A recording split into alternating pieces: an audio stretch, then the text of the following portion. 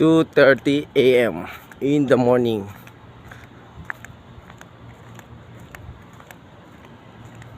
Tahimik sa daan.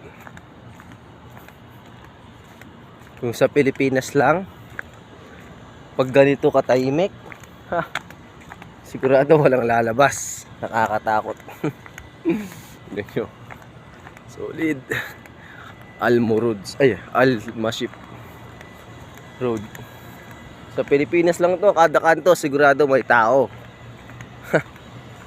Yan yun naman, wala kayong nakikita. Ako lang yung tao ngayon dito sa daan. Walang katao-tao sa daan, mga lods. Yan, tignan nyo naman, ako lang mag-isang naglalakad. Time remaining, mag-aalas 3 ng madaling araw. Kung nasa Pinas lang ako, tas ganito katahimik, hindi mo ako mapapalabas ng bahay. Tingnan nyo naman, mga lods, walang katao-tao ni isa. Yan, mga sasakyan lang. Bibili lang ako sa 24 hours na tindahan. Wala tayong kakainin, tapos opening pa tayo mamaya.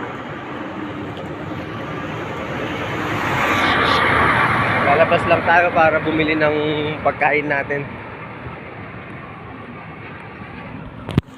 Walang katao-tao. Let's go! Mga lods, pauwi na tayo. Bumili tayo ng saging, ubas, gatas, kalabasa, tsaka upo. Opo. Lahat masustansya muna ang kakainin natin, mga lods. Dahil nagkakasakit tayo. Humihina yung katawan natin. Kailangan natin na sustansya. Yan. Gatas, ubas, opo, kalabasa, tsaka gulay, repolyo. Kaso walang magic sarap dun sa tindahan, mga lods.